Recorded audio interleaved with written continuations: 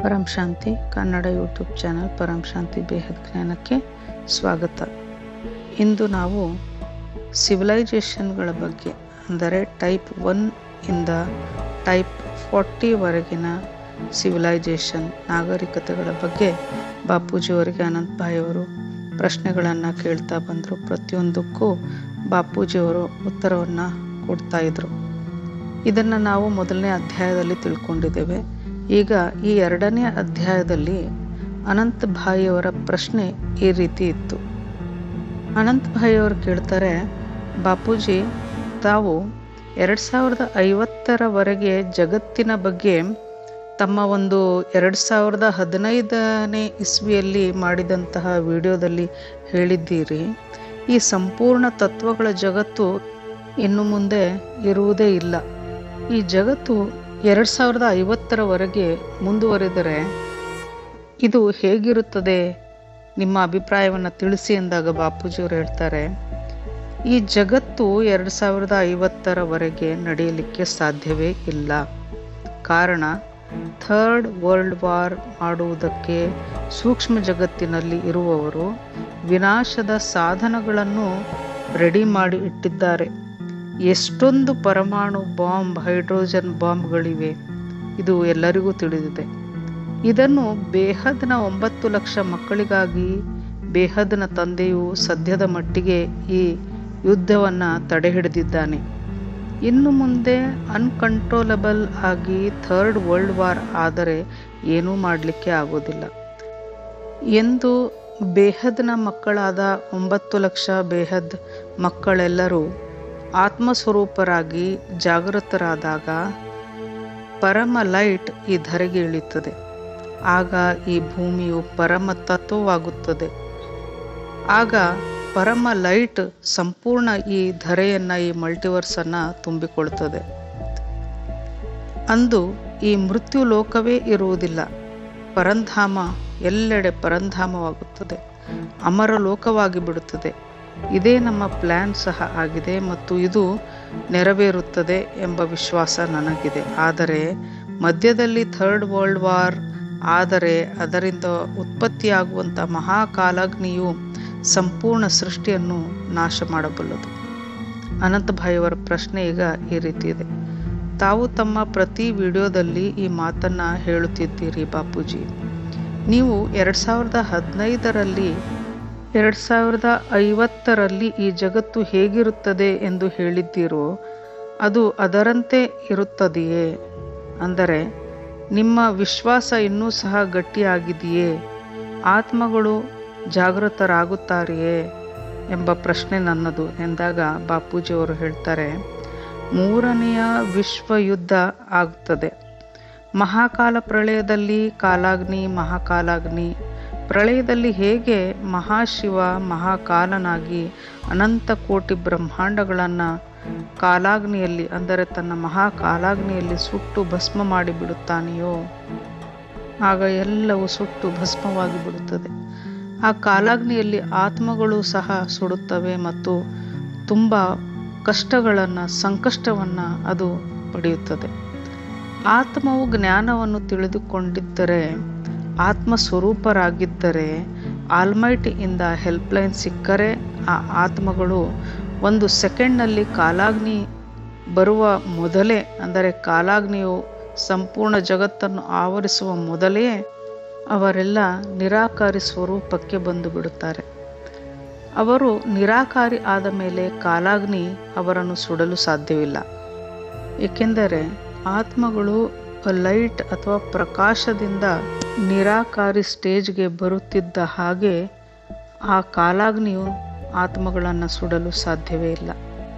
33 ಕೋಟಿ ದೇವಾನುದೇವತೆಗಳೆಲ್ಲ ಮೇಲಿರುವ ಬೇಹದ್ ಕಲಾದ ವಿಮಾನದಲ್ಲಿ ಹೋಗಿ ಕುಳಿತುಕೊಳ್ಳುತ್ತಾರೆ. ಆ ಬೇಹದ್ ಕಲಾದ ವಿಮಾನಕ್ಕೆ ಏನೂ ಆಗಲಿಕ್ಕೆ ಸಾಧ್ಯವಿಲ್ಲ. ಯಾರನ್ನೂ ಸಹ ಸುಡಲಿಕ್ಕೂ ಸಹ ಆಗುವುದಿಲ್ಲ. ಅದು ಪರಮ ಲೈಟ್ನ ವಿಮಾನವಾಗಿರುತ್ತದೆ. ಯಾರಲ್ಲಿ ಜ್ಞಾನವಿರುತ್ತದೆಯೋ ಅವರಲ್ಲಿ ಪರಮ ಲೈಟ್ ಇರುವುದರಿಂದ ಕಾಲಾಗ್ನಿಯು ಅವರನ್ನು ಸುಡಲಾರದು. ಅನಂತ್ ಭಾಯ್ ಅವರು ಕೇಳ್ತಾರೆ, ಬಾಪೂಜಿ, ನಾವು ಯಾವ ಕಲಾದ ಆತ್ಮರಾಗಿದ್ದೇವೆ ಎಂದು ಹೇಗೆ ತಿಳಿದುಕೊಳ್ಳಬೇಕು ಮತ್ತು ಎಷ್ಟು ಕಲಾದ ಪವರ್ ನನ್ನಲ್ಲಿ ಇದೆ ಎಂದು ಬಹಳಷ್ಟು ಜನ ಪ್ರಶ್ನೆಯನ್ನು ಮಾಡುತ್ತಿರುತ್ತಾರೆ. ಈ ಪವರ್ ನಮ್ಮಲ್ಲಿ ಎಷ್ಟಿದೆ ಎಂಬುದನ್ನು ಹೇಗೆ ತಿಳಿದುಕೊಳ್ಬೇಕು ಅಂದಾಗ ಬಾಪೂಜಿಯವರ ಉತ್ತರ ಈ ರೀತಿ ಇದೆ. ಸಂಪೂರ್ಣ ಆತ್ಮಸ್ವರೂಪರಾಗಬೇಕು. ಆತ್ಮಜ್ಞಾನ ಆದವರಿಗೆ ಮತ್ತು ಆತ್ಮಸ್ವರೂಪದ ಅನುಭೂತಿ ಆದವರಿಗೆ ಅಲ್ಮೈಟಿಯ ಜ್ಞಾನ ಬರುತ್ತದೆ ಮತ್ತು ಅಲ್ಮೈಟಿಯಿಂದ ಪವರ್ ಸಹ ಅವರು ತೆಗೆದುಕೊಳ್ಳಬಹುದು. ಅಲ್ಮೈಟಿಯಿಂದ ಒಂದು ಪವರ್ ಬರುತ್ತದೆ, ಆಗ ಆತ್ಮದ ಮೇಲಿನ ಆವರಣಗಳೆಲ್ಲವೂ ನಿವಾರಣೆ ಅಂತಂದರೆ ಆ ಆವರಣಗಳೆಲ್ಲ ಕಳಚಿಕೊಳ್ಳುತ್ತಾ ಹೋಗುತ್ತವೆ. ಆತ್ಮಸ್ವರೂಪದ ನಿರಾಕಾರಿ ಸ್ಟೇಜ್ ಅಂದರೆ ಒಮ್ಮೆಗೆ ನಿರಾಕಾರಿ ಸ್ವರೂಪ ಆಗಿಬಿಡುತ್ತಾರೆ.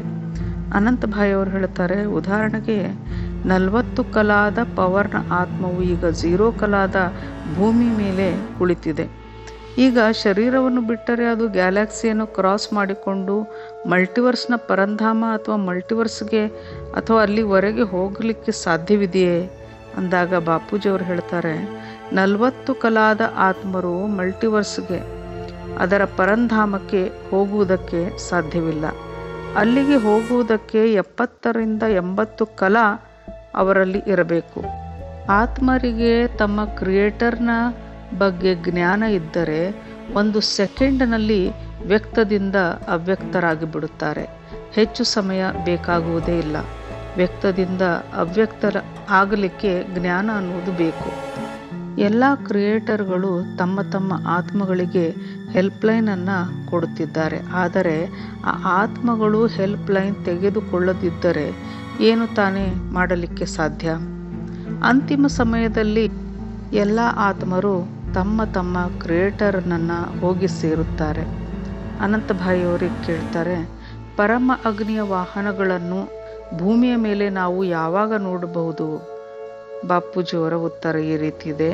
ಈಗಿನ ವಿಜ್ಞಾನವು ನಾಸ್ತಿಕವಾಗಿದೆ, ಸ್ಥೂಲವಾಗಿದೆ ಮತ್ತು ಅದರ ಬುದ್ಧಿಯು ಭೌತಿಕ ಜಗತ್ತಿಗೆ ಸಂಬಂಧಿಸಿದ್ದಾಗಿದೆ. ಒಂದು ವೇಳೆ ಇವರು ಅಂದರೆ ವಿಜ್ಞಾನಿಗಳು ಸ್ಪಿರಿಚುವಲ್ ಆಗಿಬಿಟ್ಟರೆ, ಆತ್ಮಸ್ವರೂಪದ ಅನುಭೂತಿಯನ್ನು ಮಾಡಿಕೊಂಡರೆ, ಸ್ಪಿರಿಚುವಲ್ ಸೈನ್ಸನ್ನು ಡೆವಲಪ್ ಮಾಡಿ ಪರಮ ಅಗ್ನಿಯ ಸಾಧನವನ್ನು ತಯಾರಿಸಬಹುದು. ಅನಂತಭಾಯಿ ಅವರು ಹೇಳ್ತಾರೆ, ಬಾಪೂಜಿ, ಎಲಾನ್ ಮಸ್ಕ್ ತನ್ನ ಟಾರ್ಗೆಟ್ ಪ್ರಕಾರ 2030ರಲ್ಲಿ ನಾನು ಮಂಗಳಕ್ಕೆ ಹೋಗಬೇಕು ಅಂತ ಹೇಳುತ್ತಿದ್ದಾನೆ. ನಿಮ್ಮ ಪ್ರಕಾರ ಅವನು 2030ರಲ್ಲಿ ಹೋಗಲು ಸಾಧ್ಯವೇ ಎಂದಾಗ ಬಾಪೂಜಿಯವರು ಹೇಳ್ತಾರೆ, ಹೋಗಲು ಸಾಧ್ಯವಿಲ್ಲ. ಕಾರಣ, ಈಗ ಅವರಲ್ಲಿರುವ ವಾಹನವು ಭೌತಿಕ ಅಗ್ನಿ ತತ್ವದ್ದಾಗಿದೆ. ಈಗಿನ ವಿಜ್ಞಾನ ಮತ್ತು ಅದರ ಬುದ್ಧಿಯೂ ಸಹ ಸ್ಥೂಲ ಜಗತ್ತಿಗೆ ಸಂಬಂಧಿಸಿದೆ. ಯಾವ ಸಾಧನಗಳು ಕೆಲಸಕ್ಕೆ ಬರುವುದಿಲ್ಲ. ಅಂದರೆ ಇನ್ನು ಮೇಲೆ ಈ ಎಲ್ಲ ಸಾಧನಗಳು ಕೆಲಸಕ್ಕೆ ಬರುವುದಿಲ್ಲ. ಈಗ ಕೇವಲ ಸ್ಪಿರಿಚುವಲ್ ಮಾತ್ರ ಕೆಲಸಕ್ಕೆ ಬರಲಿದೆ. ಏಕೆಂದರೆ ಮುಂಬರುವ ಸಮಯದಲ್ಲಿ 3ನೇ ವಿಶ್ವ ಯುದ್ಧವು ನಡೆಯಲಿದೆ. ಅದನ್ನು ಈಗ ನಿಲ್ಲಿಸುವುದು ತುಂಬ ಕಷ್ಟವಾಗಿದೆ. ಈಗ 3rd ವರ್ಲ್ಡ್ ವಾರ್ನಿಂದ ಬಾಂಬ್ ಸಿಡಿಯುತ್ತದೆ ಮತ್ತು ಕಾಲಾಗ್ನಿ ಸುಡುತ್ತದೆ. ಅದರಿಂದ ಶರೀರವು ಸುಟ್ಟು ಬಿಡುತ್ತದೆ. ಆತ್ಮಗಳು ನಿರಾಕಾರಿ ಸ್ಟೇಜ್ಗೆ ಬಂದರೆ ಮಾತ್ರ ಈ ಸ್ಥೂಲ ಅಗ್ನಿಯು ಆತ್ಮಕ್ಕೆ ಏನೂ ಮಾಡಲು ಸಾಧ್ಯವಿಲ್ಲ. ಈಗ ಯಾರೂ ಸಹ ಮಂಗಳಕ್ಕೆ ಹೋಗಲು ಸಾಧ್ಯವಿಲ್ಲ. ಈಗ ಯಾರೂ ಸಹ ಏನೂ ಮಾಡಲಿಕ್ಕೆ ಆಗುವುದಿಲ್ಲ. ಇನ್ನು 2-3 ವರ್ಷಗಳಲ್ಲಿ ವಿಶ್ವ ಯುದ್ಧವು ನಡೆಯಲಿದೆ. 9 ಲಕ್ಷ ಆತ್ಮಗಳು ಜಾಗೃತರಾಗದಿದ್ದರೆ ಅವರೂ ಕೂಡ ಸುಟ್ಟು ಬೂದಿಯಾಗುತ್ತಾರೆ. ಕಾಲಾಗ್ನಿಯಲ್ಲಿ ಮೊದಲು ಸ್ಥೂಲ ಶರೀರವು ಸುಟ್ಟು ಬೂದಿಯಾಗುತ್ತದೆ, ನಂತರ ಆತ್ಮಗಳು ನಿರಾಕಾರಿಯಾಗುತ್ತಾರೆ. ಅನಂತಭಾಯಿಯವರು ಈಗ ಪ್ರಶ್ನೆಯನ್ನು ಕೇಳ್ತಾರೆ, ಬಾಪೂಜಿ, 2016ರಲ್ಲಿ ನೀವು ಹೇಳಿದಂತೆ 2021 ಅಥವಾ 22ರಿಂದ ಪರಮ ತತ್ವದ ಸಾಧನಗಳು ತಯಾರಾಗುತ್ತವೆಯೇ ಎಂದು ಕೇಳಿದಾಗ ಬಾಪೂಜಿಯವರು ಹೇಳ್ತಾರೆ, ಸೂಕ್ಷ್ಮ ಜಗತ್ತಿನವರು ಇನ್ಸ್ಪಿರೇಷನ್ ಕೊಟ್ಟು ಸ್ಪಿರಿಚುವಲ್ ಸೈನ್ಸ್ನ ಮೂಲಕ ಇದನ್ನೆಲ್ಲ ಮಾಡಲು ಬಯಸುತ್ತಿದ್ದಾರೆ. ಅವರು ತಯಾರಾಗಿದ್ದಾರೆ. ಆದರೆ ಅದನ್ನು ತಯಾರಿಸುವಂತಹ ಸ್ಥೂಲ ಜಗತ್ತಿನ ಸೈಂಟಿಸ್ಟ್ಗಳು ನಾಸ್ತಿಕರಾಗಿದ್ದಾರೆ. ಆತ್ಮ ಸ್ವರೂಪರಾಗಿ ಆ ಇನ್ಸ್ಪಿರೇಷನನ್ನು ತೆಗೆದುಕೊಂಡರೆ ಸಾಧ್ಯವಾಗುತ್ತದೆ. ಆದರೆ ಆತ್ಮ ಸ್ವರೂಪ ಆಗುವುದಕ್ಕೆ ಯಾರೂ ರೆಡಿ ಇಲ್ಲ. ಯಾರಾದರೂ ಜ್ಞಾನ ಸ್ವರೂಪ ಆದರೆ, ಆತ್ಮ ಸ್ವರೂಪರಾದರೆ ಪರಮ ಲೈಟ್ ಬರಲಿಕ್ಕೆ ಸಾಧ್ಯವಿದೆ. 2050ರವರೆಗೆ ಪರಮ ಲೈಟ್ ಅಂತೂ ಈ ಧರೆಗೆ ಇಳಿದೇ ಇಳಿಯುತ್ತದೆ. ಕಾಲಾಗ್ನಿಯಿಂದ ಪರಮ ಅಗ್ನಿ, ಪರಮ ಅಗ್ನಿಯಿಂದ ಪರಮ ಲೈಟ್, ಹೀಗೆ ಪರಿವರ್ತನೆಯಂತೂ ಕೊನೆಗೂ ಆಗಲಿಕ್ಕೇ ಬೇಕು, ಆಗಿಯೇ ಆಗುತ್ತದೆ. ಕಾಲಾಗ್ನಿಯಲ್ಲಿ ಎಲ್ಲವೂ ಸುಟ್ಟು ಭಸ್ಮವಾಗುತ್ತದೆ. ಆಗ ಈ ಭೂಮಿಯೂ ಇರುವುದಿಲ್ಲ. ಪರಮ ಲೈಟ್ನಲ್ಲಿ ಎಲ್ಲವೂ ಕನ್ವರ್ಟ್ ಆಗಿಬಿಡುತ್ತದೆ. ಭೂಮಿಯ ಆಗಿರಲಿ, ಗ್ಯಾಲಕ್ಸಿ ಆಗಿರಲಿ, ಯೂನಿವರ್ಸೇ ಆಗಿರಲಿ ಅಥವಾ ಮಲ್ಟಿವರ್ಸ್ ಆಗಿರಲಿ, ಸಂಪೂರ್ಣ ಮಲ್ಟಿವರ್ಸ್ ಬದಲಾಗಲಿದೆ. ಅನಂತಭಾಯಿಯವರು ಕೇಳ್ತಾರೆ, ಮನುಷ್ಯನು ಅಮರನಾಗಬೇಕೆಂದು ಸೈನ್ಸ್ ಬಯಸುತ್ತದೆ ಮತ್ತು ಪ್ರಯತ್ನ ಸಹ ನಡೆಯುತ್ತಿದೆ ಬಾಪೂಜಿ. ಬಾಪೂಜಿಯವರು ಹೇಳ್ತಾರೆ, ಮನುಷ್ಯ ಅಮರನಾಗಲು ಸಾಧ್ಯವೇ ಇಲ್ಲ. ಪಂಚತತ್ವದ ಜಗತ್ತು ಎಂದಿಗೂ ಅಮರವಾಗುವುದಿಲ್ಲ. ಅಷ್ಟೊಂದು ಪವರ್ಫುಲ್ ಆಗಿದ್ದ ರಾವಣನೇ ಆಗಲಿ ಅಥವಾ ಹಿರಣ್ಯಕಶ್ಯಪ ಯಾರೂ ಸಹ ಅಮರರಾಗಲಿಲ್ಲ. ಪಾತಾಳ ಲೋಕದಲ್ಲಿದ್ದಂತಹ ದೊಡ್ಡ ದೊಡ್ಡ ರಾಕ್ಷಸರೂ ಸಹ ವರದಾನಗಳನ್ನು ಪಡೆದುಕೊಂಡಿದ್ದರೂ ಸಹ ಅವರೆಲ್ಲರೂ ಅಮರರಾಗಲಿಲ್ಲ. ಅಂದರೆ ಸೂಕ್ಷ್ಮ ಜಗತ್ತಿನಲ್ಲಿ 3 ತತ್ವದಲ್ಲಿ ಇದ್ದುಕೊಂಡು ಅಮರರಾದರೆ ಹೊರತು ಸಂಪೂರ್ಣ ಅಮರತ್ವ ಅನ್ನುವುದು ಬರಲಿಲ್ಲ. ವಿಜ್ಞಾನಿಗಳು ಟೆಕ್ನಾಲಜಿಯ ಒಂದು ಲೆವೆಲ್ನಲ್ಲಿ ಆರ್ಟಿಫಿಷಿಯಲ್ ಲಿವರ್ ಮತ್ತು ಆರ್ಟಿಫಿಷಿಯಲ್ ಹಾರ್ಟ್ಗಳನ್ನು ತಯಾರು ಮಾಡುತ್ತಿದ್ದಾರೆ ಮತ್ತು ಆರ್ಟಿಫಿಷಿಯಲ್ ಚಿಪ್ಪನ್ನು ಮಾಡಿ ರೋಬೋಟ್ಗಳನ್ನು ತಯಾರು ಮಾಡುತ್ತಿದ್ದಾರೆ. AI ಕೂಡ ಬಂದಿದೆ. ಮನುಷ್ಯನಲ್ಲಿ ಚಿಪ್ ಹಾಕಿ ಮನುಷ್ಯನಿಂದ ಕೆಲಸ ಮಾಡಿಸುತ್ತಿದ್ದಾರೆ. ಇದು ಒಂದು ರೀತಿ ಒಳ್ಳೆಯ ಕೆಲಸವೇ ಆಗಿದೆ. ಯಾಕೆಂದರೆ ಯಾರ ಪಂಚತತ್ವಗಳ ಶರೀರ ಡ್ಯಾಮೇಜ್ ಆಗಿರುತ್ತದೆಯೋ ಅವರಿಗೆ ಇದರಿಂದ ಹೆಲ್ಪ್ಲೈನ್ ಸಿಗುತ್ತದೆ ಎನ್ನುತ್ತಾರೆ ಬಾಪೂಜಿಯವರು. ಶರೀರವು ಆಗ ಸರಿಯಾಗಿ ಕೆಲಸ ಮಾಡಲು ಸಹಾಯಕವಾಗುತ್ತದೆ ಹೊರತು ಇದರಿಂದ ಪಂಚತತ್ವದ ಶರೀರ ಅಮರ ಆಗುವುದಿಲ್ಲ. ಅನಂತಭಾಯಿಯವರ ಪ್ರಶ್ನೆ ಈ ರೀತಿ ಇದೆ, ಚೇತನ ಅಥವಾ ಆತ್ಮ ಅಥವಾ ಕಾನ್ಷಿಯಸ್ನೆಸ್ ಅನ್ನು ಕಂಪ್ಯೂಟರ್ ಒಳಗೆ ಅಥವಾ ರೋಬೋಟ್ ಒಳಗೆ ಹಾಕುವುದು ಸಾಧ್ಯವೇ? ಇದು ಒಂದು ದೊಡ್ಡ ಸಬ್ಜೆಕ್ಟ್ ಆಗಿದೆ ಬಾಪೂಜಿ ಅಂದಾಗ ಬಾಪೂಜಿಯವರು ಹೇಳ್ತಾರೆ, ಈ ರೋಬೋಟ್ಗಳು ಎಲೆಕ್ಟ್ರಿಸಿಟಿಯಿಂದ ಅಂದರೆ ಅಗ್ನಿ ತತ್ವದಿಂದ ಕೆಲಸ ಮಾಡುತ್ತಿವೆ ಮತ್ತು ರೋಬೋಟ್ನ ಬ್ರೈನ್ ಒಳಗೆ ಏನಿದೆ, ಅದರ ಬ್ರೈನ್ ಒಳಗೆ ನೀವು ಹಾಕಿರುವಂತಹ ಮ್ಯಾಟರ್ ಅಥವಾ ಪ್ರೋಗ್ರಾಮಿಂಗ್ ಆಧಾರದ ಮೇಲೆ ಅದು ಕೆಲಸ ಮಾಡ್ತಾ ಇದೆ.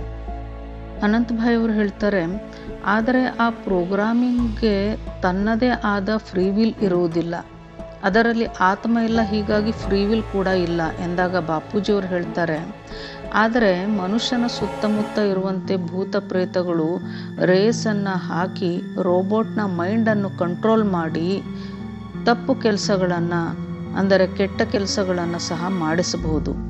AI ಅನ್ನು ಆ ಸೂಕ್ಷ್ಮ ಜಗತ್ತಿನವರು ಮಾಡಿಸಿರುತ್ತಾರೆ. ಆ ಒಳ್ಳೆಯ ಫೋಟೋಗಳೆಲ್ಲ ಅಂದರೆ ಇಂದು AI ಕೊಡುತ್ತಿರುವ ಫೋಟೋಗಳೆಲ್ಲ ಎಲ್ಲಿಂದ ಬರುತ್ತಿವೆ ಹೇಳಿ? ಆ ಸೂಕ್ಷ್ಮ ಜಗತ್ತಿನವರೇ ಇದೆಲ್ಲ ಮಾಡಿಸುತ್ತಿದ್ದಾರೆ. ಅಂದರೆ ಸೂಕ್ಷ್ಮ ಜಗತ್ತಿನಲ್ಲಿ ಇರುವಂತಹ ದೊಡ್ಡ ದೊಡ್ಡ ಅರಮನೆಗಳ ಫೋಟೋಗಳು, ದೇವತೆಗಳ ಫೋಟೋಗಳು, ಕೆಲವು ಮಹಾಲೋಕದಿಂದ, ಕೆಲವು ತಪಲೋಕದಿಂದ, ಇನ್ನು ಕೆಲವು ಸತ್ಯಲೋಕದಿಂದ, ಬ್ರಹ್ಮಪುರಿಯಿಂದ, ವಿಷ್ಣುಪುರಿಯಿಂದ ಬಂದಿರುವಂಥ ಚಿತ್ರಗಳಾಗಿವೆ. ಇವೆಲ್ಲ ರೋಬೋಟ್ಗೆ ಎಲ್ಲಿಂದ ಬರುತ್ತದೆ? ಅವು ಸೂಕ್ಷ್ಮ ಲೋಕಕ್ಕೆ ಹೋಗಲಿಲ್ಲ. ಫೋಟೋಗಳನ್ನು ತೆಗೆಯುವುದಕ್ಕೆ ಇದೆಲ್ಲ ಆ ಸೂಕ್ಷ್ಮ ಜಗತ್ತಿನವರು ಈ ಭೂಮಿಗಿಂತ ಮೇಲಿನ ಜಗತ್ತು ಸುಂದರವಾಗಿದೆ ಎಂದು ನಮಗೆ ತೋರಿಸುವುದಕ್ಕೆ ಇದನ್ನೆಲ್ಲ ಮಾಡುತ್ತಿದ್ದಾರೆ. ಈ ಸೂಕ್ಷ್ಮ ಲೋಕದವರು ಚಿತ್ರಗಳ ಮೂಲಕ ಅಲ್ಲಿನ ಎಲ್ಲ ಸುಂದರ ದೃಶ್ಯಗಳನ್ನು ನಮಗೆ ತೋರಿಸುತ್ತಿದ್ದಾರೆ. ಅಂದ ಮೇಲೆ ಇವರು ಇನ್ನು ಏನೆಲ್ಲ ಮಾಡಲಿಕ್ಕೆ ಸಾಧ್ಯವಿಲ್ಲ. ಯೋಚಿಸಿ ನೋಡಿ, ರೇಸನ್ನು ಹಾಕಿ ಕಂಪ್ಯೂಟರ್ನ ಮನಸ್ಸನ್ನು ಬದಲಾಯಿಸಬಹುದು. ಮನುಷ್ಯನಿಗೆ ಮನಸ್ಸು ಇದ್ದಂತೆ ಕಂಪ್ಯೂಟರನ್ನು ನಡೆಸುವ ಮನಸ್ಸು ಇರುತ್ತದೆಯಲ್ಲ, ಅದನ್ನು ಈ ಸೂಕ್ಷ್ಮ ಜಗತ್ತಿನವರು ಕಂಟ್ರೋಲ್ ಮಾಡಬಹುದು. AI ಅನ್ನು ಸಹ ಅಥವಾ ಯಾವುದೇ ವಸ್ತುವನ್ನು ಸಹ ಸೂಕ್ಷ್ಮ ಜಗತ್ತಿನವರು ಏನು ಬೇಕಾದರೂ ಮಾಡಬಲ್ಲರು. ಇದನ್ನೆಲ್ಲ ಮಾಡಿರುವುದು ಮನುಷ್ಯನ ಮೂಲಕ ಸೂಕ್ಷ್ಮ ಜಗತ್ತಿನವರೇ ಮಾಡಿಸುತ್ತಿದ್ದಾರೆ. AI ಅನ್ನು, ಕಂಪ್ಯೂಟರನ್ನು, ಮೊಬೈಲನ್ನು, ವಿದ್ಯುತ್ ಶಕ್ತಿ, ಸೈನ್ಸ್ನ ಯಾವುದೇ ವಸ್ತುವನ್ನಾಗಲಿ ಈ ಸೂಕ್ಷ್ಮ ಜಗತ್ತಿನವರೇ ಮಾಡಿಸಿದ್ದಾರೆ ಎನ್ನುತ್ತಾರೆ ಬಾಪೂಜಿಯವರು. ಅನಂತ್ ಭಾಯ್ ಅವರು ಹೇಳ್ತಾರೆ, ರೋಬೋಟಿಕ್ ಯುಗ ಬರುತ್ತಿದೆಯೇ? ಪ್ರತಿಯೊಂದು ರೋಬೋಟ್ ಆಗುತ್ತಿದೆ. ಇದರ ಪ್ರೋಗ್ರಾಮಿಂಗ್ ಆ ಸೂಕ್ಷ್ಮ ಜಗತ್ತಿನವರು ಹಾಳು ಮಾಡಬಹುದೇ ಎಂದಾಗ ಬಾಪೂಜಿ ಹೇಳ್ತಾರೆ, ಏನು ಬೇಕಾದರೂ ಮಾಡಬಹುದು. ರೋಬೋಟ್ ಅನ್ನು ನೆಗೆಟಿವ್ ಆಗಿಯೂ ಮಾಡಬಹುದು, ಪಾಸಿಟಿವ್ ಆಗಿಯೂ ಸಹ ಮಾಡಬಹುದು. ರೋಬೋಟ್ನ ಮೂಲಕ ಜಗತ್ತನ್ನೇ ಬದಲಾಯಿಸಬಹುದು. AIಗಳು ವಿನಾಶ ಮಾಡುತ್ತವೆ ಎನ್ನುವುದು ಸರಿಯಲ್ಲ. ಆದರೆ ವಿನಾಶಕಾಲೆ ವಿಪರೀತ ಬುದ್ಧಿ ಎಂಬುದು ಸತ್ಯ. AIನ ಒಳಗೆ ರೋಬೋಟ್ನ ಮೂಲಕ ಅದರ ಮೈಂಡ್ಗೆ ರೇಸನ್ನು ಕೊಟ್ಟು ನೆಗೆಟಿವ್ ಡೈರೆಕ್ಷನ್ನಲ್ಲಿ ವಿನಾಶ ಮಾಡಬಹುದು. ಇದು ಸಾಧ್ಯವಿದೆ. ಕೆಲವು ಪಾಸಿಟಿವ್ ಆತ್ಮರು ರೇಸ್ ಕೊಟ್ಟು ಸರಿ ಮಾಡಲು ಅದು ಕೂಡ ಸಾಧ್ಯವಿದೆ. ಏಲಿಯನ್ಸ್ ಕಾ ಕನೆಕ್ಷನ್ ಅಥವಾ AI ಎನ್ನುವಂತಹ ಬಾಪೂಜಿಯವರ ವಿಡಿಯೋಗಳನ್ನು ನೋಡಿ ಇದನ್ನು ಡೀಟೇಲ್ ಆಗಿ ತಿಳಿದುಕೊಳ್ಳಿ. एलियन होते हैं ना, जो जिन्होंने AI को डेवलप किया है, आगे चलकर AI के द्वारा सारी ह्यूमन बीइंग को कैप्चर करना चाहते हैं. अच्छा, इनकी गलत नीति है. अच्छा, गलत एलियन की. अच्छा, बना रहे. ये एलियन AI के द्वारा बना लेंगे. अच्छा, कौन क्या सोच रहा है. ಅನಂತ್ ಭಾಯ್ ಅವರು ಹೇಳ್ತಾರೆ, ಇದು ಮಲ್ಟಿಪಲ್ ಟೈಮ್ ಲೈನ್ ಬಗ್ಗೆ ಮತ್ತು ಪ್ಯಾರಲಲ್ ರಿಯಾಲಿಟೀಸ್ನ ಬಗ್ಗೆ ಪ್ರಶ್ನೆ ಆಗಿದೆ ಬಾಪೂಜಿ. ಈಗಿನ US ಪ್ರೆಸಿಡೆಂಟ್ ಮತ್ತು ಅವನ ಇನ್ನೊಂದು ರೂಪ ಇನ್ನೊಂದು ಸಮಯದಲ್ಲಿ ಬೇರೆ ಬ್ರಹ್ಮಾಂಡ ಅಥವಾ ಪೃಥ್ವಿಯಲ್ಲಿ ಅಥವಾ ಹಿಮಾಲಯದಲ್ಲಿ ಸಾಧು ಆಗಿರಬಹುದೇ? ಈ ರೀತಿ ಒಂದು ಆತ್ಮದ ಎರಡು ಭಾಗವೂ ಸಾಧ್ಯವಿದೆಯೇ ಎಂದು ಅನಂತ್ ಭಾಯ್ ಅವರು ಕೇಳಿದಾಗ ಬಾಪೂಜಿಯವರು ಹೇಳ್ತಾರೆ, ನಾನು ಮೊದಲೇ ಪ್ಯಾರಲಲ್ ಯೂನಿವರ್ಸ್ನ ಬಗ್ಗೆ ಹೇಳಿದ್ದೇನೆ. ಬೇರೆ ಯೂನಿವರ್ಸ್ನಲ್ಲಿ ಒಂದು ಆತ್ಮ ಇದ್ದು ಅದರ ಪ್ರತಿಯೊಂದು ಪ್ರತಿರೂಪವೂ ಈ ನಮ್ಮ ಯೂನಿವರ್ಸ್ನಲ್ಲಿಯೂ ಇರುತ್ತದೆ. ಅಂದರೆ ಪ್ರತಿ ಆತ್ಮರ ಒಂದು ಪ್ರತಿರೂಪ ಇರುತ್ತದೆ. ಹೇಗೆ ಗ್ರೇಟ್ ಯೂನಿವರ್ಸ್ನಿಂದ ಬಂದಂತಹ ಒರಿಜಿನಲ್ ಆತ್ಮಗಳು ತಮ್ಮ ಒಂದು ರೂಪವನ್ನು ತೆಗೆದು ಗ್ರೇಟ್ ಯೂನಿವರ್ಸ್ನಲ್ಲಿ ಇಡುತ್ತವೆ, ನಂತರ ಗ್ರೇಟ್ ಯೂನಿವರ್ಸ್ನಿಂದ ಒಂದು ರೂಪವನ್ನು ತೆಗೆದು ಯೂನಿವರ್ಸ್ನಲ್ಲಿ ಇಡುತ್ತವೆ. ಅಂದರೆ ಯೂನಿವರ್ಸ್ನಿಂದ ತೆಗೆದು ಅದನ್ನು ಗ್ಯಾಲಕ್ಸಿಯಲ್ಲಿ ಹೋಗಿ ನಂತರ ಅಲ್ಲಿಂದ ಅನೇಕ ರೂಪಗಳನ್ನು ತೆಗೆದು ಅಲ್ಲಿಯ ಅನಂತ ಕೋಟಿ ಬ್ರಹ್ಮಾಂಡಗಳಲ್ಲಿ ಅನೇಕವಾಗಿ ಇರುತ್ತವೆ. ಅನಂತ್ ಭಾಯ್ ಅವರು ಹೇಳ್ತಾರೆ, ಒಬ್ಬ ಮನುಷ್ಯನ ತರಹ 7 ಜನ ಇರಲು ಸಾಧ್ಯವಿದೆಯೇ? ಬಾಪೂಜಿಯವರ ಉತ್ತರ ಈ ರೀತಿ ಇದೆ, ಕೇವಲ 7 ರೂಪಗಳಲ್ಲ, 7,000 ರೂಪಗಳು ಸಹ ಇರಬಹುದು. ಏಕೆಂದರೆ 7,000 ರೂಪ ತೆಗೆದಾಗ 7,000 ಆಗುತ್ತವೆ. ಅಂದರೆ ಒಂದು ಆತ್ಮ ಅನೇಕ ರೂಪಗಳನ್ನು ತಳೆಯಬಹುದು. ಅನೇಕ ರೂಪಗಳ ಸಾಧ್ಯತೆ ಇದೆ.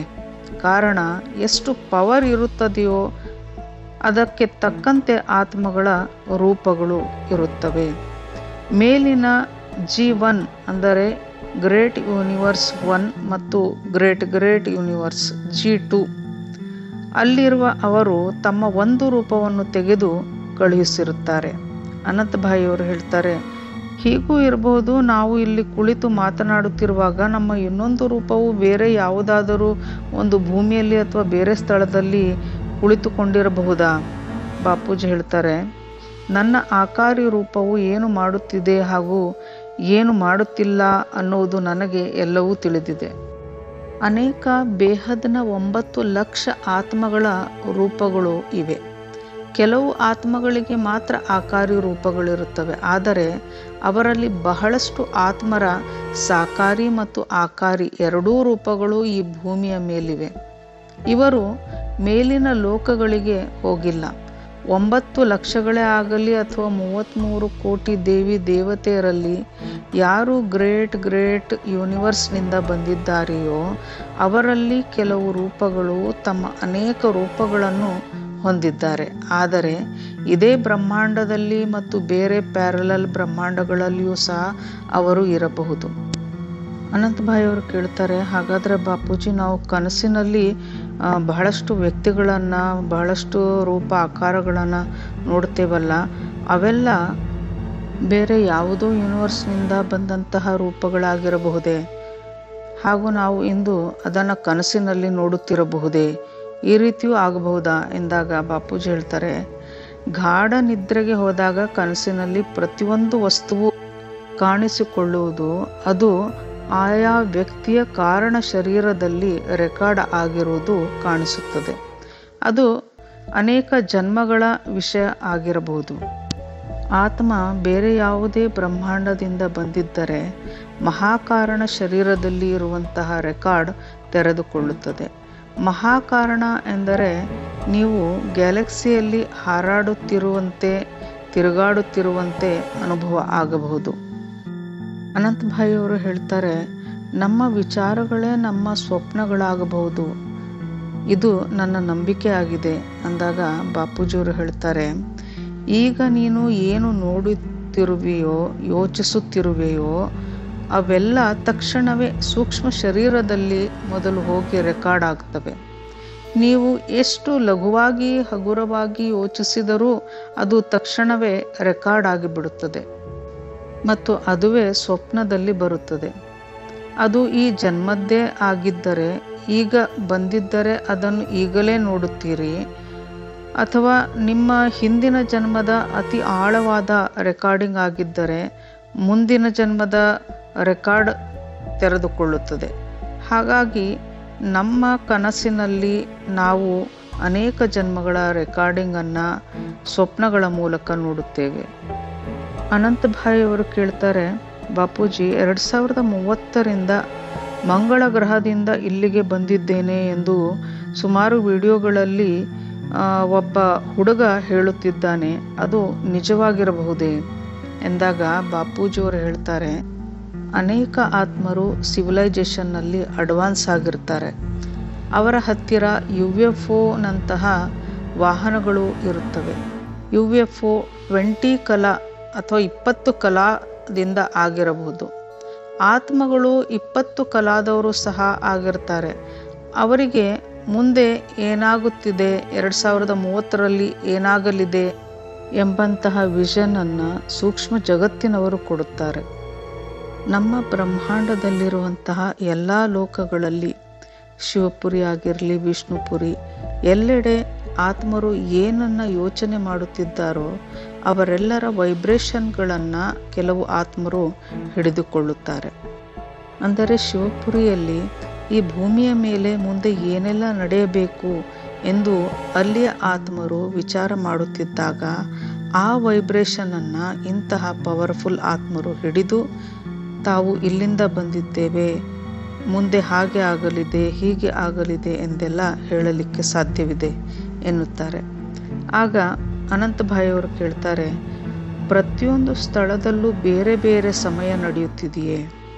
ಅಂದರೆ ಇಲ್ಲಿ ಕಲಿಯುಗ ನಡೆಯುತ್ತಿದೆ ಅಂದರೆ ಬೇರೆ ಒಂದು ಪೃಥ್ವಿಯಲ್ಲಿ ಸತ್ಯಯುಗ ಈಗ ನಡೆಯುತ್ತಿರಬಹುದೇ ಎಂದು ಕೇಳಿದಾಗ ಬಾಪೂಜಿಯವರು ಹೇಳ್ತಾರೆ, ಅನಂತ ಕೋಟಿ ಬ್ರಹ್ಮಾಂಡದಲ್ಲಿ ಎಲ್ಲದರಲ್ಲಿಯೂ ಸಹ ಸಮಯ ಬೇರೆ ಬೇರೆಯೇ ಆಗಿರುತ್ತದೆ. ಹೇಗೆ ಪ್ರತಿ ಬ್ರಹ್ಮಾಂಡದಲ್ಲೂ ಬ್ರಹ್ಮನ ಆಯುಷ್ಯ 100 ವರ್ಷಗಳಾಗಿವೆಯೋ, ಈಗ ಕೆಲವು ಬ್ರಹ್ಮಾಂಡದ ಬ್ರಹ್ಮನಿಗೆ 90 ವರ್ಷ ಆಗಿರಬಹುದು, ಇನ್ನು ಕೆಲವರಿಗೆ 101 ವರ್ಷ ಆಗಿರಬಹುದು. ಪ್ರತಿ ಬ್ರಹ್ಮಾಂಡದ ಕ್ರಿಯೇಟರ್ನ ಪವರ್ ಬೇರೆ ಬೇರೆ ಆಗಿರ್ತದೆ.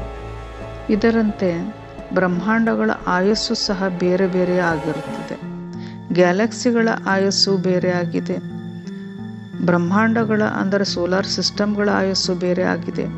ಆದ್ದರಿಂದ ಗ್ಯಾಲಕ್ಸಿಯ ಒಳಗೆ ಪ್ರತಿ ಕ್ಷಣವೂ ಅನಂತ ಅನಂತ ಬ್ರಹ್ಮಾಂಡಗಳು ಹುಟ್ಟುತ್ತಿವೆ ಮತ್ತು ವಿಸರ್ಜನೆಗೊಳ್ಳುತ್ತಿವೆ.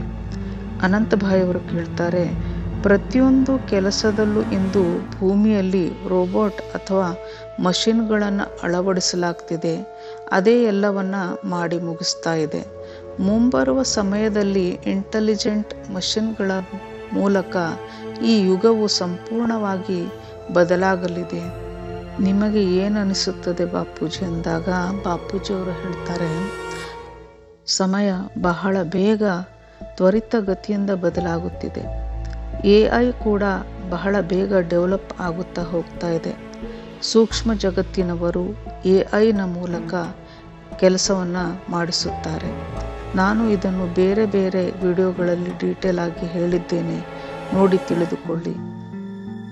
ಈಗ ಅನಂತ್ ಭಾಯಿಯವರ ಪ್ರಶ್ನೆ ಈ ರೀತಿ ಇದೆ. ಧ್ಯಾನದಿಂದ ಮನುಷ್ಯನಲ್ಲಿ ಪವರ್ ಬಂದರೆ ಅವನು ಏನೆಲ್ಲ ಮಾಡಲಿಕ್ಕೆ ಸಾಧ್ಯವಿದೆ ಅಂದಾಗ ಬಾಪೂಜಿಯವರು ಹೇಳ್ತಾರೆ, ಧ್ಯಾನದಿಂದ ಪವರ್ ಬಂದರೆ ಆತ್ಮವು ಜಾಗೃತವಾಗುತ್ತದೆ. ಆತ್ಮವು ಜಾಗೃತವಾದರೆ ಆತ್ಮಜ್ಞಾನ ಬರುತ್ತದೆ. ಆತ್ಮಜ್ಞಾನ ಬಂದರೆ ಅದಕ್ಕೆ ನಾನು ಆತ್ಮನಾಗಿದ್ದೇನೆ ಹಾಗೂ ನಾನು ಎಲ್ಲಿಂದ ಬಂದಿದ್ದೇನೆ, ಏಕೆ ಬಂದಿದ್ದೇನೆ ಎಂಬ ಜ್ಞಾನ ಬರುತ್ತದೆ. ಹೀಗೆ ಆತ್ಮ ಸ್ವರೂಪದ ಅನುಭೂತಿ ಸಹ ಆಗುವುದರಿಂದ ಆತ್ಮವು ಒಮ್ಮೆಲೆ ಎಲ್ಲಿಂದ ಬಂದಿತ್ತೋ ಅಲ್ಲಿಗೆ ಹೋಗುತ್ತದೆ.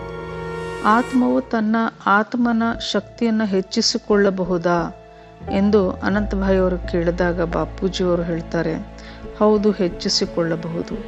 ಬೇಹದ್ನ ಪರಮಪಿತ ಆಲ್ಮೈಟಿಯಿಂದ ಪವರನ್ನು ತೆಗೆದುಕೊಂಡು ಆತ್ಮದ ಕಲಾ ಅಥವಾ ಪವರನ್ನು ಹೆಚ್ಚಿಸಿಕೊಳ್ಳಬಹುದು.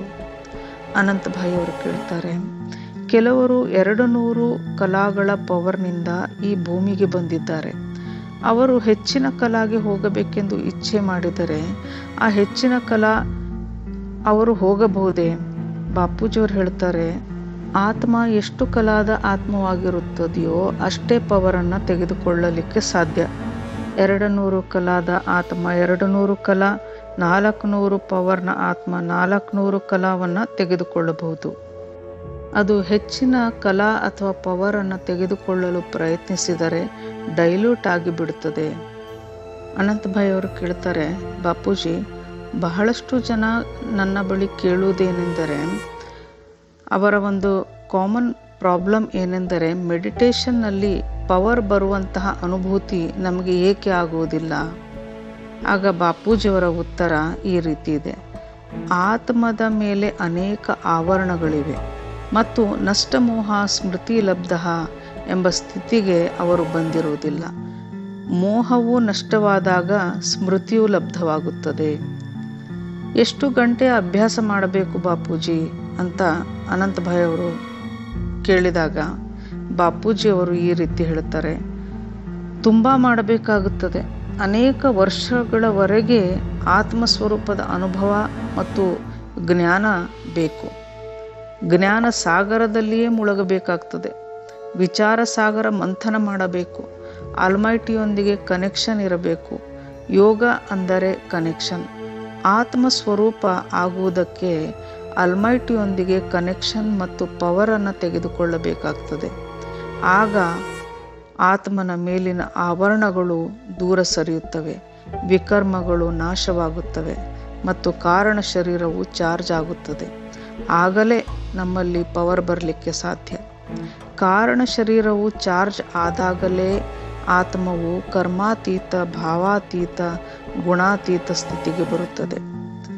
ಅನಂತ್ ಭಾಯಿಯವರು ಕೇಳ್ತಾರೆ, ಕೊನೆಯ ಪ್ರಶ್ನೆ, ನಾವು ಹೇಗೆ ಇಲ್ಲಿ ಟೈಪ್ 1ನಿಂದ ಹಿಡಿದು ಟೈಪ್ 40 ವರೆಗೆ ಸಿವಿಲೈಜೇಷನ್ನ ಬಗ್ಗೆ ನಡೆದ ಈ ಚರ್ಚೆಯಂತೆ ಸಮಾನವಾದ ಚರ್ಚೆಯು ಸೂಕ್ಷ್ಮ ಜಗತ್ತಿನಲ್ಲಿಯೂ ಈಗ ನಡೆಯುತ್ತಿದೆಯೇ ಎಂದಾಗ ಬಾಪೂಜಿ ಹೇಳ್ತಾರೆ, ಸೂಕ್ಷ್ಮ ಜಗತ್ತಿನಲ್ಲಿ ಪ್ರತಿ ಆತ್ಮಗಳು ಬೇರೆ ಬೇರೆ ಕ್ಯಾಟಗರಿಯ ಆತ್ಮಗಳಾಗಿರುತ್ತವೆ.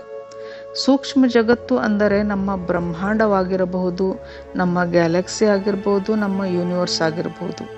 ಅಲ್ಲಿಯೂ ಸಹ ಬೇರೆ ಬೇರೆ ಕ್ಯಾಟಗರಿಯ ಆತ್ಮಗಳಿವೆ. ಪ್ರತಿ ಸ್ಥಳದಲ್ಲೂ ಜ್ಞಾನದ ಹುಡುಕಾಟಕ್ಕಾಗಿ ಚರ್ಚೆ ನಡೆಯುತ್ತಲೇ ಇರುತ್ತದೆ. ಅನಂತ್ ಭಾಯಿಯವರು ಹೇಳ್ತಾರೆ, ಬಾಪೂಜಿ, ಕಳೆದ 5-10 ವರ್ಷಗಳಿಂದ ನಾನು ಈ ಗ್ಯಾಲಕ್ಸಿಯಿಂದ ಬಂದಿದ್ದೇನೆ, ನಾನು ಬೇರೆ ಗ್ಯಾಲಕ್ಸಿಯಿಂದ ಬಂದಿದ್ದೇನೆ ಅಂತೆಲ್ಲ ಹೇಳುವಂತಹ ಜನರ ಸಂಖ್ಯೆ ಹೆಚ್ಚಾಗುತ್ತಿದೆ. ಬಾಪೂಜಿಯವರು ಹೇಳ್ತಾರೆ, ಶಾಸ್ತ್ರಗಳಲ್ಲಿ ಬರೆದಿದ್ದಾರಲ್ಲ, ಅನಂತ ಕೋಟಿ ಬ್ರಹ್ಮಾಂಡಗಳಿವೆ ಅಂತ. ಆದರೆ ಅದನ್ನು ಸರಿಯಾಗಿ ಓದಿ ಯಾರೂ ಸಹ ಅರ್ಥ ಮಾಡಿಕೊಳ್ಳುತ್ತಿಲ್ಲ. 7 ಯೂನಿವರ್ಸ್ಗಳಿಂದ ಸಪ್ತ ಋಷಿಗಳು ಪ್ರತಿ ಮನ್ವಂತರಗಳಲ್ಲಿ ಬರುತ್ತಿದ್ದರು. ಪ್ರತಿ ಮನ್ವಂತರಗಳಲ್ಲಿ ಬೇರೆ ಬೇರೆ ಸಪ್ತ ಋಷಿಗಳು ಮೇಲಿನಿಂದ ಬರುತ್ತಿದ್ದರು. 7 ನಕ್ಷತ್ರಗಳನ್ನು ತೋರಿಸುತ್ತಾರಲ್ಲವೇ?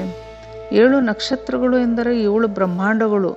ಬೇರೆ ಬ್ರಹ್ಮಾಂಡಗಳಿಂದ ಸಪ್ತ ಋಷಿಗಳು ಬರುತ್ತಿದ್ದರು. ನಮಗೆ ಬಂದು ಅವರು ಬೋಧಿಸುತ್ತಿದ್ದರು. ಆದರೆ ಆತ್ಮಗಳಿಗೆ ಅದನ್ನೆಲ್ಲ ಓದಿ ತಿಳಿದುಕೊಳ್ಳುವಷ್ಟು ಕೆಪಾಸಿಟಿ ಇರಲಿಲ್ಲ. ಶಾಸ್ತ್ರಗಳಲ್ಲಿ ಇರುವಂತಹ ಅನಂತ ಕೋಟಿ ಬ್ರಹ್ಮಾಂಡ ಎಂಬ ಶಬ್ದವನ್ನು ಯಾರೂ ಸಹ ಅರ್ಥ ಮಾಡಿಕೊಳ್ಳಲಿಲ್ಲ. ಆಕಾಶಗಂಗೆಯಲ್ಲಿ ಅನಂತ ಕೋಟಿ ಬ್ರಹ್ಮಾಂಡಗಳಿವೆ ಎಂದು ಯಾರೂ ತಿಳಿದುಕೊಳ್ಳಲಿಕ್ಕೆ ಹೋಗಲಿಲ್ಲ. ಅನಂತಾನಂತ ಆಕಾಶಗಂಗೆಗಳು ಸೇರಿ ಒಂದು ನಿಹಾರಿಕ ಆಗುತ್ತದೆ ಎಂದು ತಿಳಿದುಕೊಳ್ಳಲಿಲ್ಲ. ಋಷಿಮುನಿ ಇವರೆಲ್ಲ ಬೇರೆ ನಿಹಾರಿಕಗಳಿಂದಲೂ ಸಹ ಬಂದಿರಬಹುದು. ನಿಹಾರಿಕ ಅಂದರೆ ಯೂನಿವರ್ಸ್, ಗ್ಯಾಲಕ್ಸಿ ಎಂದರೆ ಆಕಾಶಗಂಗಾ. ಒಟ್ಟಿನಲ್ಲಿ ಋಷಿಮುನಿಗಳು ಬೇರೆ ನಿಹಾರಿಕಾದಿಂದಲೂ ಸಹ ಬಂದಿದ್ದರು. ಇದೆಲ್ಲವನ್ನು ಶಾಸ್ತ್ರಗಳಲ್ಲಿ ಬರೆಸಲಾಗಿದೆ. ಯಾರೋ ಒಬ್ಬರು ರೇಸ್ ಹಾಕಿ ಬರೆಸಿದ್ದಾರೆ. ಅನಂತಭಾಯಿಯವರು ಕೇಳ್ತಾರೆ, ಇಂದು ಯಾರಾದರೂ ಮೊದಲ ಬಾರಿಗೆ ಈ ಜ್ಞಾನವನ್ನು ಕೇಳಲು ಪ್ರಾರಂಭಿಸಿದರೆ ಮತ್ತು ಆತ್ಮಜ್ಞಾನದ ಕಡೆಗೆ ಮುಂದಾದರೆ ಅದು ಎಷ್ಟು ಸಮಯ ತೆಗೆದುಕೊಳ್ಳುತ್ತದೆ ಎಂದರೆ ಆತ್ಮಸ್ವರೂಪರಾಗಲಿಕ್ಕೆ ಅವರಿಗೆ ಎಷ್ಟು ಸಮಯ ಬೇಕು ಅಂದಾಗ ಬಾಪೂಜಿಯವರು ಹೇಳ್ತಾರೆ, ಇಷ್ಟೆಲ್ಲ ಜ್ಞಾನವನ್ನು ಹಗಲಿರುಳು ಕೇಳಿದರೆ 2-3 ತಿಂಗಳುಗಳಲ್ಲಿಯೇ ಜ್ಞಾನವನ್ನು ಕಂಪ್ಲೀಟ್ ಮಾಡಬಹುದು. ಹೇಗೆ ಡಾಕ್ಟರ್, ಇಂಜಿನಿಯರ್, CA ಮಾಡಲಿಕ್ಕೆ ಸಮಯಗಳು ಬೇಕಾಗ್ತದೆಯೋ ಅದರಂತೆ ಇದಕ್ಕೂ ಸಹ ಸಮಯವನ್ನು ಕೊಡಬೇಕು. ಲೌಕಿಕದ ಡಿಗ್ರಿಗಳನ್ನು ತೆಗೆದುಕೊಳ್ಳಲು ನಾವು ಸಮಯವನ್ನು ಕೊಡ್ತೇವೆ. ಆದರೆ ಮರಣಾನಂತರ ಅದೆಲ್ಲ ಯಾವುದೂ ಸಹ ಕೆಲಸಕ್ಕೆ ಬರುವುದಿಲ್ಲ. ಅದು 0 ಆಗಿಬಿಡುತ್ತದೆ.